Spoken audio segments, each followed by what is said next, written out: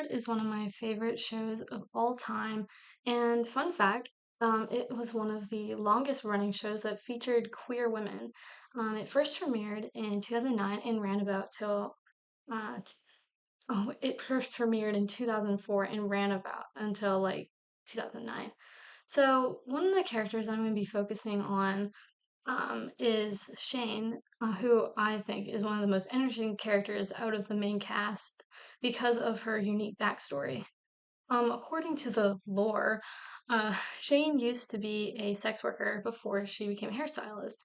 And how is this relevant? Well, I'm going to be talking about um, queer people in sex work. But first, we're just going to get a little bit about her backstory. So basically, she left high school um, and ran away to LA where she meets this guy named Clive, right? Who's like only mentioned once, really, in season one. Um, and so basically they work together on Santa Monica Pier offering services to queer men.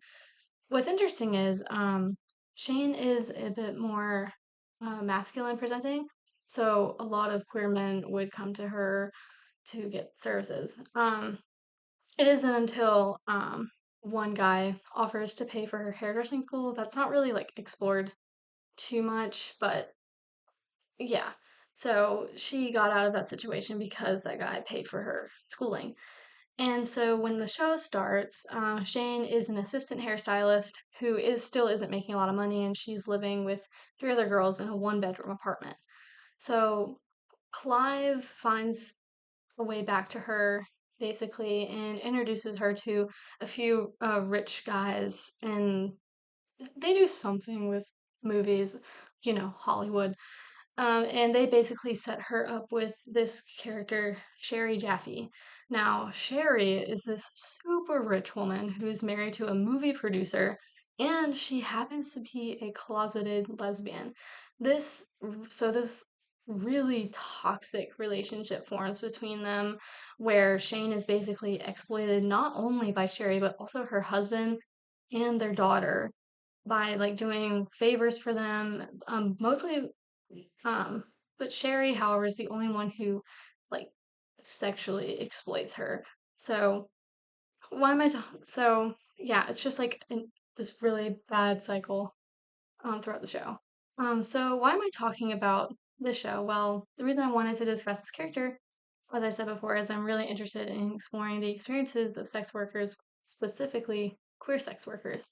So, since sex work is illegal in the US except in Nevada, it made me wonder like what they face. So, this prompted the question, how does the unique experience of queer people in sex work help us to inform what our policy should be?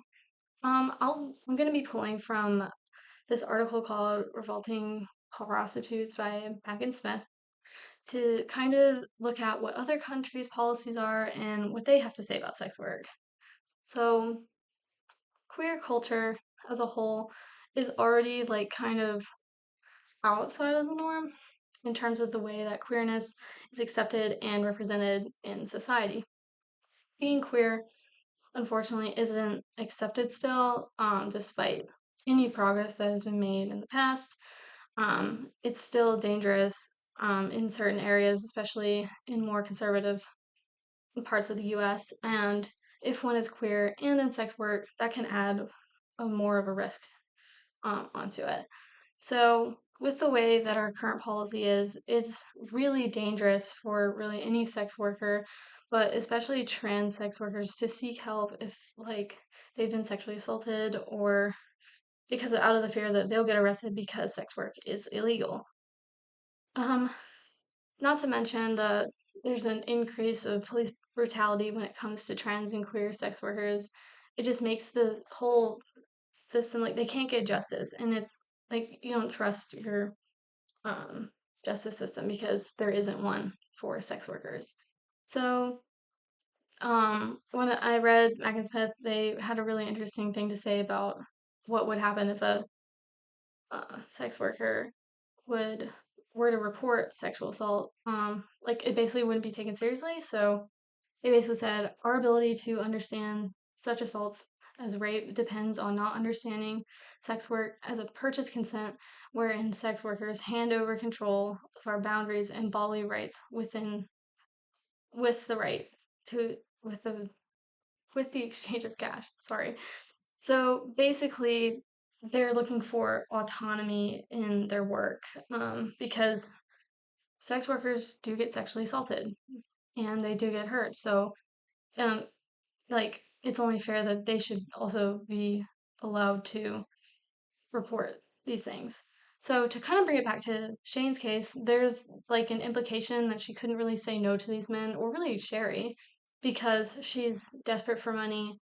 And that kind of just puts her again in um, that like really tough, like economic, desperation sort of thing. And because like she's so young when she is in sex work, um, like there really isn't an option. And to quote Megan again, people see sex to quote get money, which is sort of true, except like when you're a minor, like there, that's not, it's just not great. So prostitution itself is looked down upon, and again, Mac and Smith say, um, awfulness and work are positioned as antithetical, ethical. Sorry. If prostitution is awful, it cannot be work. So people already see it as a lesser job. So there isn't really much drive to um, protect it or anything like that.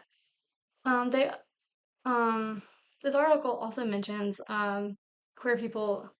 Um, they say LGBTQ people are overrepresented in sex work, discrimination, rejection, and abuse both at home and in wider communities. Increase their precarity and vulnerability in a homophobic and transphobic society, leaving prostitution as one of the remaining viable routes out of destitution. Trans women, in particular, often find that formal employment is out of reach. Increased school dropout rates, lack of family support, and lack of access to adequate healthcare leave them exposed to poverty, illness, and homelessness. As I've mentioned before, Shane left high school and the foster care system at a really young age, which kind of forced her to go into sex work. And because sex work is criminalized, this heightens Shane's already dangerous situation. So, my thing is, how can we really resolve this issue? What can we do to change our current policy? So, firstly, I agree with Mac and Smith in decriminalizing sex work. And also, I looked at the ACLU to see um, if they had anything to say about, because they usually are very um, yeah, they're a pretty good activist group. So they say, if sex work were decriminalized, police would have one less tool to harass and marginalize members of the LGBTQ community. Sex workers, and especially trans women, would have more agency when it comes to their own bodies and livelihoods. Decriminalizing sex work would promote the message that Black trans lives matter. So this lines up with Mac and Smith's argument pushing for decriminalization. And also in their article, it mentions how in New Zealand, sex work is decriminalized, and how a lot of sex workers are now able to speak up for themselves and report sexual assault or really anything. So they have more agency. Another reason I think that it should be decriminalized is because some of the most famous queer activists have been sex workers. Marsha P. Johnson, Sylvia Rivera. Um, so, and that really helped us to get where we are now. Um, while also researching sex workers, I came across an interview, I think at Berkeley University, with an author, Juana Maria Rodriguez, and she emphasized that sex work is a queer issue in that without employment protections, trans women face harsh economic discrimination, and sex work is one of the few jobs they could have, and exposing them to constant police harassment and arrests. So yeah, I thought that was really interesting. And because like homophobia and transphobia are so deep rooted in our society's history, even maintaining a respectable job could be risky for a trans or queer person. And I think one of the main things that would help to inform our policy is to really have productive conversations about queer issues, sharing queer stories, sharing queer sex worker stories, going to protests, calling representatives, and most importantly, the number one thing you can do is vote, because voting does so much. Um, Changing society's views doesn't happen overnight, but by continuing to share these queer stories and doing everything we can um, to make progress can really like accelerate that progress. And that's why I think like the common good is really all about is coming together and understanding each other to make the world a better place where we're all equal, and that includes sex workers. So, thank you so much for listening, and yeah, thank you. Bye bye.